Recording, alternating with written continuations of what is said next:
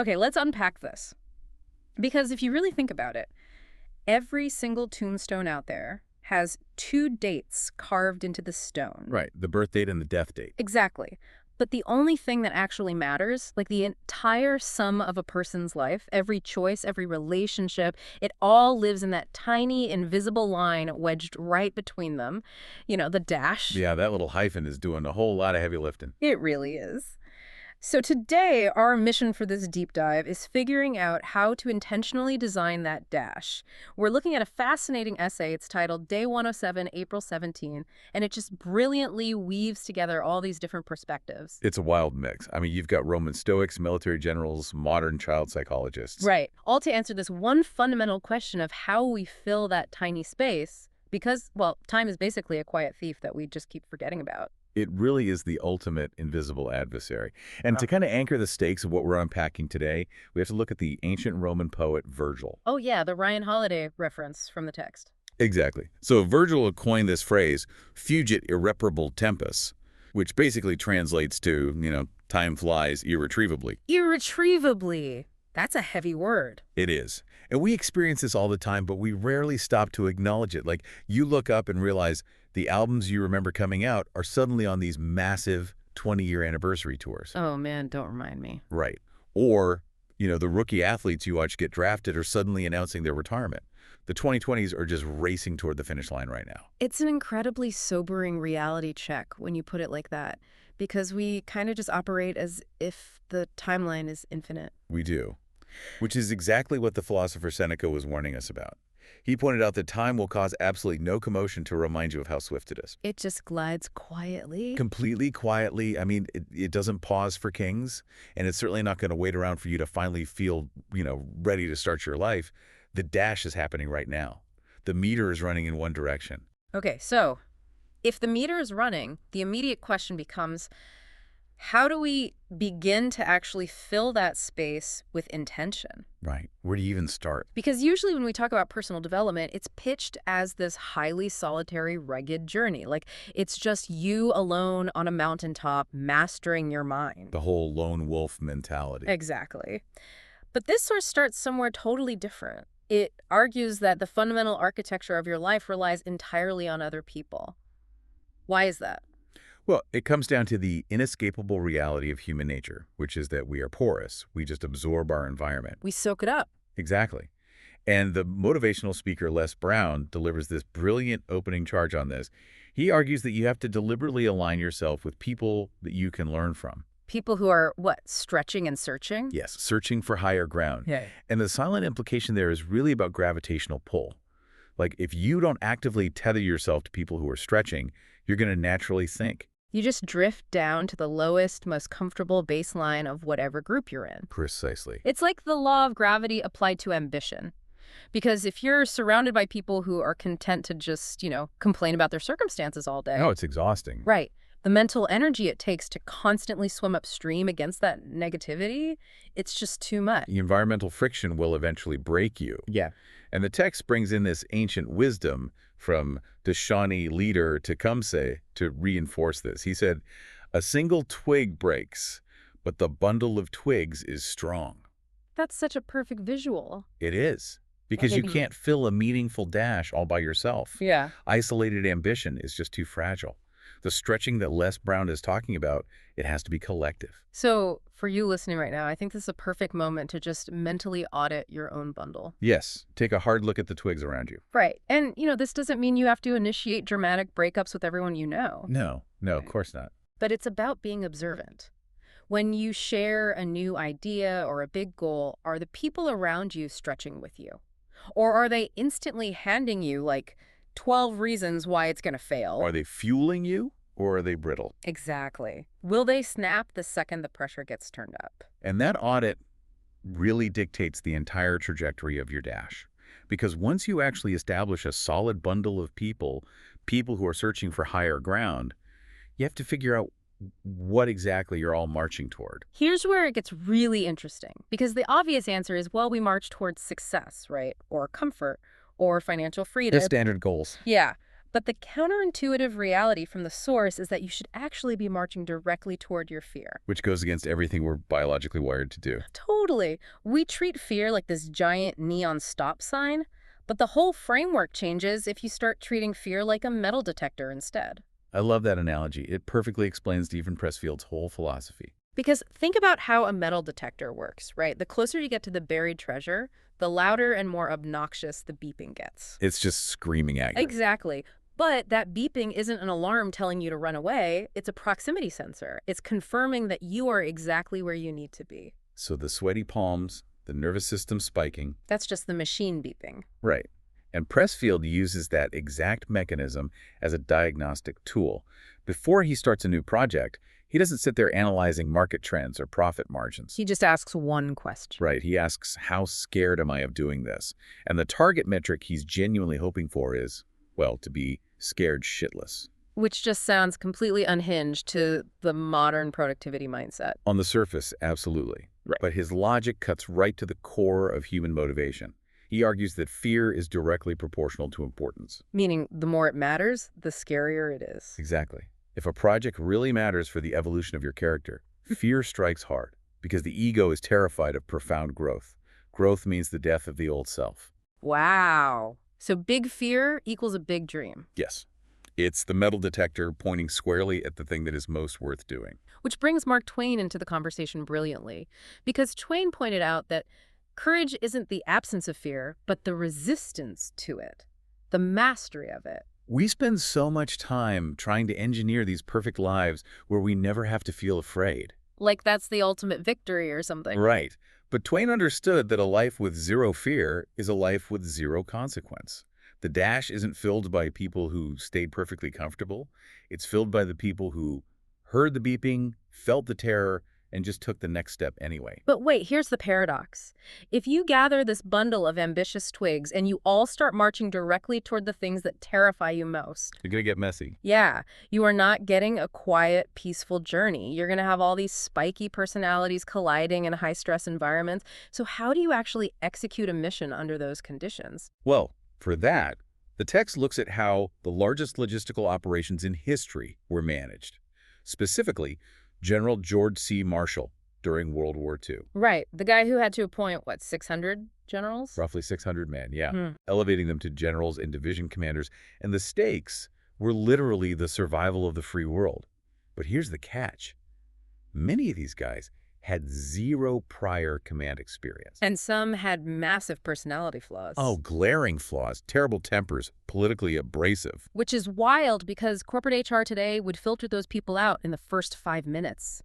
How did Marshall not just cause an utter catastrophe? It was breathtakingly simple. The management theorist Peter Drucker analyzed Marshall's method, and it all boiled down to ruthless pragmatism. Okay, what does that look like in practice? When his aides would complain about a colonel, saying, you know, he's a jerk or he's got a bad temper, Marshall would just stop them and ask, what is the assignment? Just focusing on the job. Exactly. He'd say, if he is first rate at that, put him in. The rest is my job. He focused strictly on their strengths. He didn't care about well-roundedness at all. No, well-roundedness is a luxury you can't afford in a crisis. Marshall knew that trying to fix someone's inherent weaknesses is just a massive waste of energy. It's like putting together a heist crew in a movie or, drafting a fantasy sports team. How do you mean? Well, if you need someone to crack a complex safe, you don't need a perfectly well-rounded person. You don't care if the safe cracker is bad at small talk or if he's grumpy. You just need him to crack the safe. Exactly. You just need the specific strength for the specific assignment. That's a great way to look at it. And the text includes this Spanish proverb that captures it perfectly. Mucho ayuda el que poco estorba. It means he helps a lot who bothers little. Sometimes playing to someone's strengths means just getting out of their way. Exactly. Let them do what they're good at. And they even quote Plato here, noting that even these massive strengths need rest. Plato said, the mind ought sometimes to be diverted that it may return to better thinking. You deploy the strength, you rest it, and you deploy it again. So what does this all mean? We've got our ambitious bundle, we're chasing these terrifying goals, and we're relentlessly deploying specific strengths. The inevitable byproduct of all of that friction is going to be stress. Intense emotional turbulence. Right. People are going to irritate you, you're going to have setbacks that just enrage you. So how do we survive the psychological toll of doing these hard things? We survive it by discovering the space. Hmm. And this is honestly the most critical psychological mechanism we're going to talk about today. Okay, I want to use an analogy here to explain this. Think about a mental pause button on a remote control. Okay, I'm with you. Usually, we just let the movie play. We feel fear, so we run. We feel anger, so we yell. It's just urge, then immediate action. Like driving a car with an automatic transmission. You press the gas, it goes. Action and reaction are completely locked together. Exactly. But if you're driving a manual car, you have a clutch. And when you press that clutch, you physically disconnect the engine from the wheels. The engine can rev as loud as it wants. But the car doesn't move. Right, you've created this tiny hidden space. And that clutch analogy is the perfect representation of what the text synthesizes from Ryan Holiday, Marcus Aurelius, and the child psychologist, Dr. Becky Kennedy. It spans across all those disciplines. It does. Because the ultimate secret here is that the space between an urge to act and the action itself is where your character actually lives. So how did Marcus Aurelius frame this? He called it interpretive sovereignty. He gave himself this strict rule: do away with the opinion I am harmed and the harm is cast away too. Wow. Meaning you get to choose what an insult actually means before you react to it. Exactly. The engine is going to rev. That's human biology, the amygdala flaring up. But the clutch is the microsecond where you recognize that urge and decide how to interpret it. But wait, let's be real here. If I'm getting screamed at by a boss or I get cut off in traffic, I can't just freeze for 10 minutes to meditate on it. No, no. And Seneca addresses this. He is the best remedy for anger is simply delay. But in practice, that delay might just be a split second. Just a tiny pause. Right. It's just enough time to widen the space before you engage the wheels. And Musonius Rufus gives us the ultimate test for what gear to shift into. What's his test? He says, if you do something shameful for a quick pleasure like snapping at someone to relieve your anger, the momentary pleasure passes quickly, but the shame outlasts it. The shame stays on your dash. Exactly. But if you work hard to do something good, the exhaustion eventually fades, and the good outlasts the labor. So for you listening, here's a direct challenge. The next time you get a harsh email or you get cut off in traffic, find that clutch. Widen the space for just 2 seconds before you hit reply or react. Just hold the urge. But of course, knowing where the pause button is and actually pressing it when you're tired and stressed out, those are two completely different things. Oh, absolutely. Implementation is the hardest part. Right, because it is so easy to read Marcus Aurelius on a quiet Sunday morning with your coffee and feel like this invincible, enlightened master. Everyone's a stoic when things are peaceful. Exactly.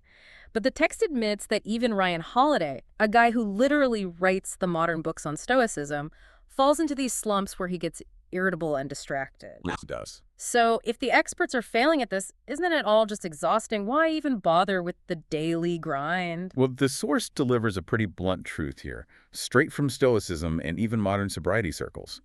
It works if you work it. It works if you work it. Right. When Holiday hit that slump, it wasn't because the philosophy stopped working. It was because the mechanics broke down. The journaling stopped and the phone screen replaced the notebook page. The clutch wore out because he stopped doing the maintenance. Exactly.